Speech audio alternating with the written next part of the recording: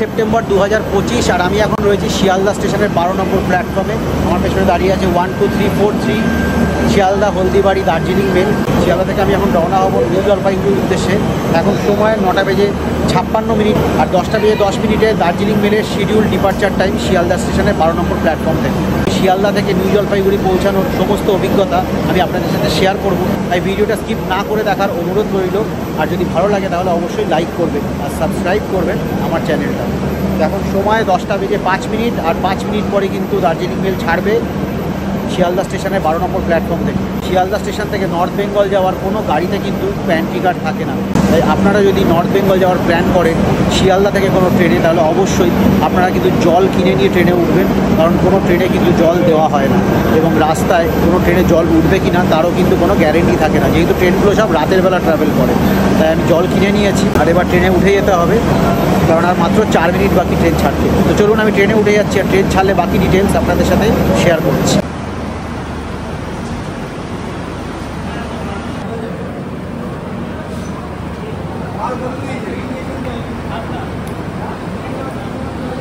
এখন সময় 10টা বেজে 12 মিনিট। এখনও কিন্তু দার্জিলিং মেল দাঁড়িয়ে আছে শিয়ালদা স্টেশনের 12 নম্বর প্ল্যাটফর্মে। দেখা যাক কতক্ষণে ছাড়বে।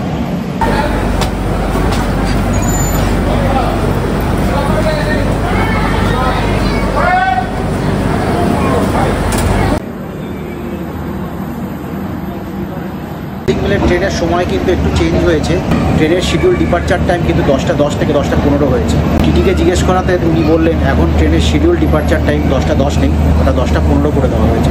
তো সেই অনুযায়ী ট্রেন কিন্তু একদম 10টা 15-এ ছেড়েছে। শিয়ালদা থেকে নিউ জলপাইগুড়ির দূরত্ব প্রায় 574 কিলোমিটার এবং এই দূরত্ব অতিক্রম করতে 12343 শিয়ালদা হলদিবাড়ি দার্জিলিং মেলের সময় লাগে প্রায় 10 ঘন্টা। কলকাতা থেকে উত্তরবঙ্গে যাওয়ার যতগুলি ট্রেন আছে তার মধ্যে দার্জিলিং মেলের অ্যাটেন্ডেন্টরা সবচেয়ে সক্রিয়ভাবে কাজ করে। আমার ট্রেনে ওঠার আগেই আমার বেডরোল আমার সিটে পৌঁছে গেছিল এবং প্রত্যেক প্যাসেঞ্জারেরও রিজার্ভেশন অনুযায়ী তাদের বেডরোল তাদের সিটে অনেক আগে থেকেই গুছিয়ে রাখা ছিল। শিয়ালদা থেকে ট্রেন ছাড়তেই আমার সহযাত্রীরা একে একে তাদের বাড়ি থেকে নিয়ে আসা খাবার খাওয়া শুরু করে দিয়েছিল।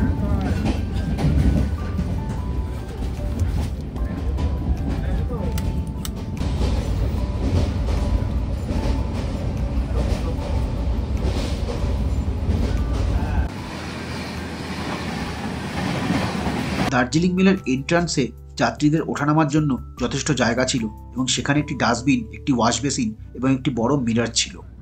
যাত্রীদের সুবিধার জন্য প্রত্যেকটি কোচের দরজায় ইনস্ট্যান্ট সেভার নম্বর এবং কুইক সার্ভিসের নম্বর দেওয়া ছিল। এই সমস্ত নম্বরে হোয়াটসঅ্যাপ করে যাত্রীরা এসির টেম্পারেচার অথবা মোবাইল ফোন চার্জিং সংক্রান্ত অভিযোগ জানাতে পারে অথবা কোনো রকম পরিষ্কার পরিচ্ছন্নতা নিয়ে কোনো অভিযোগ থাকলেও তা জানাতে পারে। রাত 11:30টার আগেই আমার সমস্ত সহযাত্রীরা তাদের বেডিং এবং বার্থ রেডি করে শুয়ে পড়েছিল। দার্জিলিং মেলের প্রথম হল্ট বর্ধমান জংশন আসার আগেই আমিও তাই আমার বার্থ আর বেডরোল রেডি করে নিয়েছিলাম। রাত তখন প্রায় 12:15।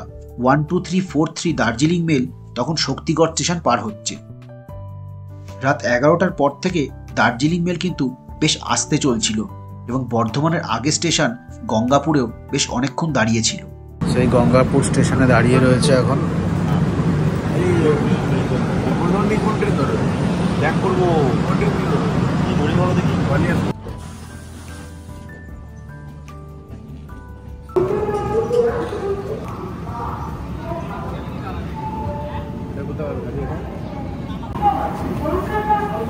সময় রাত 12টা বেজে 2 মিনিট আর ট্রেন এসে পৌঁছেছে বর্ধমান জংশন স্টেশনে।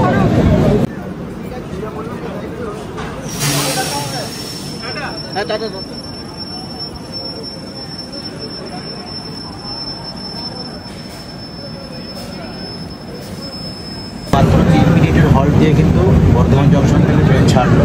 এখান থেকে 1 ঘন্টা সময় লাগছে পরের স্টেশন বোলপুর শান্তিনিকেতন পৌঁছে।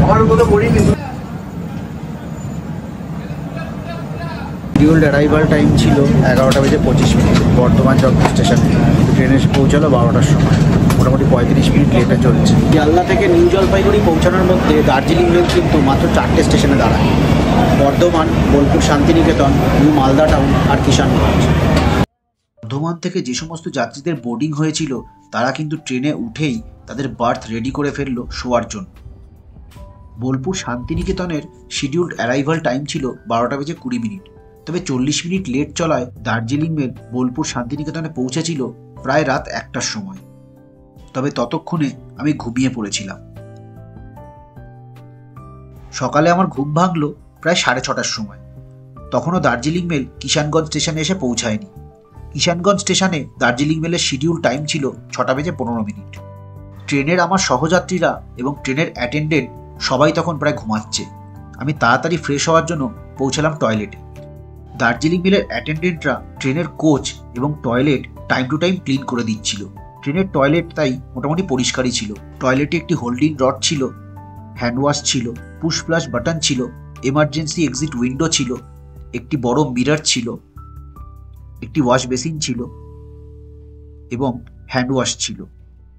প্রত্যেকটি কোচে 2টি করে ওয়েস্টার্ন এবং 2টি করে ইন্ডিয়ান টয়লেট ছিল।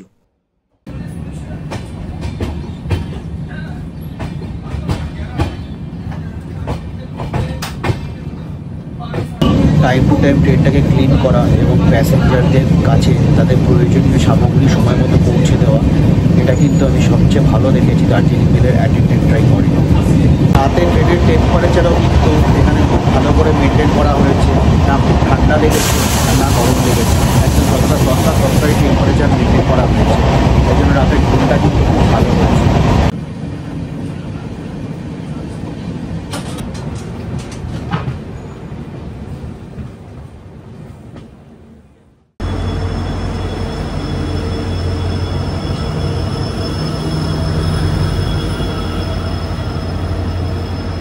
ছেড়ে দিল কিষানগঞ্জ জংশন থেকে মাত্র 2 মিনিটের হল দিয়েছে 5 মিনিট। আর বাইরে কিন্তু বেশ মোটামুটি বৃষ্টি পড়ছে।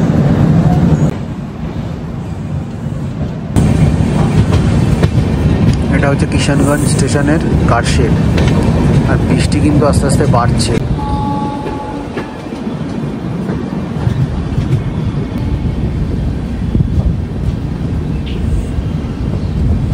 শিয়ালদা থেকে যতগুলো ট্রেন নর্থ বেঙ্গলে ট্রাভেল করে তার মধ্যে দার্জিলিং মেলের অ্যাটেন্ডেন্টরা কিন্তু সবচেয়ে ভালো এবং অ্যাটেন্টিভ হয়। আর শিয়ালদা থেকে যদি আপনারা নর্থ বেঙ্গলের প্ল্যান করেন, বাকি আরও যতগুলো ট্রেন আছে যেমন কাঞ্চনকন্যা, পদাতিক এক্সপ্রেস, সেই সমস্ত ট্রেনের রিভিউ কিন্তু আমি করেছি, তার লিঙ্ক ডেসক্রিপশন বক্সে দেওয়া রয়েছে। কিষানগঞ্জে বেশ কিছু প্যাসেঞ্জারের নেমে যাওয়ার পর দার্জিলিং মেলের অ্যাটেন্ডেন্টরা ট্রেনটাকে বেশ ভালো করে ক্লিন করে দিয়েছিল। দার্জিলিং মেল লেট থাকায় এবং ট্রেনে সেরকম কোনো ভালো ব্রেকফাস্ট না আসায় আমি বাড়ি থেকে আনা পোহা খেয়েই আমার ব্রেকফাস্ট সেরেছিলাম নিউ জলপাইগুড়িতে পৌঁছানোর আগে।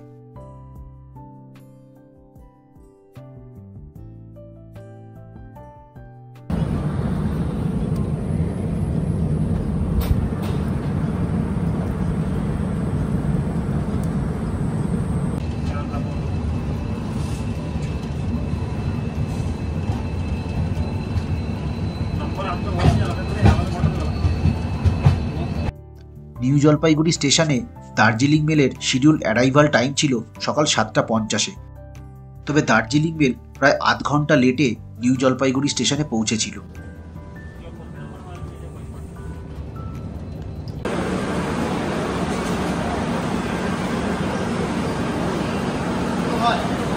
তো 8:21, মোটামুটি আধ ঘন্টা লেটে আমরা ফাইনালি এসে পৌঁছেছি এনজিপি স্টেশনে।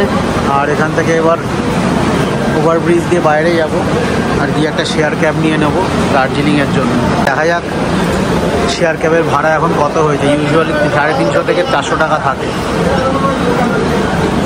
আমার কাছে 2টো লাগেজ আছে আর একটা পিঠে ব্যাগ আছে। স্টেশনে বাইরে বেরোনোর জন্য কিন্তু 2টো ওভারব্রিজ আছে, তার মধ্যে একটাতে লিফট আছে আর একটাতে লিফট নেই। আর নামার জন্য এসকেলেটারও আছে, ওঠার জন্য এসকেলেটার আছে। দেখা যাক কোন এসকেলেটার অথবা লিফটগুলো ওয়ার্কিং আছে। নিউ জলপাইগুড়ি স্টেশনে ওভারব্রিজে পৌঁছানোর জন্য এসকেলেটার রয়েছে এবং তার পাশাপাশি স্লোপও বানানো রয়েছে। যারা এসকেলেটার ব্যবহার করতে চান না তারা লাগেজ নিয়ে এই স্লোপ দিয়ে ওভারব্রিজে পৌঁছে সেখান থেকে প্ল্যাটফর্মের বাইরে পৌঁছাতে পারে। আপাতত প্ল্যাটফর্মের বাইরে পৌঁছানোর জন্য যে এসকেলেটরটি রয়েছে তাতে কাজ চলছে, তাই যাত্রীদের আপাতত এই স্লোপের মাধ্যমেই তাদের লাগেজ নিয়ে প্ল্যাটফর্মের বাইরে পৌঁছাতে হচ্ছে। নিউ জলপাইগুড়ি স্টেশনকে নতুন করে রিনোভেট করা হচ্ছে। স্টেশনের মেন এন্ট্রান্সকে বন্ধ করে রাখা হয়েছে। প্ল্যাটফর্ম থেকে বেরোনোর পর যারা শিলিগুড়ির দিকে যেতে চান তারা এই ডান দিকের রাস্তা ধরে রেল ইঞ্জিনের পাশ দিয়ে পৌঁছে যেতে পারেন অটো স্ট্যান্ডে। আর যারা দার্জিলিং অথবা গ্যাংটকের জন্য ক্যাব ধরতে চান তারা এই সোজা রাস্তা দিয়ে পৌঁছে যেতে পারেন অস্থায়ী পার্কিংয়ের কাছে। তো আমি পৌঁছে গেছি নিউ জলপাইগুড়ির পার্কিংয়ে। এখানে অনেক ধরনের গাড়ি আছে, বড় গাড়িও আছে, টাটা সুমো 12 সিটার। সেখানকার ভাড়া 350 থেকে 400 টাকা নেয়। সামনের সিট নিলে 400 টাকা, আর বাকি সিটের ভাড়া 350 টাকা পার হেড। দার্জিলিংয়ের রামাডা হোটেলের সামনে নামায় এখান থেকে পিক করে। আর যদি কেউ তার আগে নামতে চায় ভাড়া কিন্তু সেম থাকে 350 টাকা। ঝিরিঝিরি বৃষ্টি পড়ছে, কোনো গরম নেই, এটা একটা ভালো জিনিস। না তো ইউজুয়ালি এসি ট্রেন থেকে নামার পর এখানে কিন্তু প্রচণ্ড গরম লাগে। শিয়ালদা থেকে দার্জিলিং মেলে করে নিউ জলপাইগুড়ি অবধি পৌঁছানোর সমস্ত অভিজ্ঞতা আমি এই ভিডিও আপনাদের সাথে শেয়ার করলাম। আশা করছি ভিডিও আপনাদের ভালো লেগেছে। যদি ভালো লাগে ভিডিওটা অবশ্যই লাইক করবেন, আর যদি আমার চ্যানেলে নতুন এসে থাকেন তাহলে আমার চ্যানেলটা অবশ্যই সাবস্ক্রাইব করবেন। আপনাদের সাথে দেখা হবে খুব শিগগিরই একটা নতুন ভিডিওয়, একটা নতুন ভ্রমণ কাহিনীর সাথে। ততক্ষণ দেখতে থাকুন ট্রিপ টু ওয়াচ আর সঙ্গে থাকুন।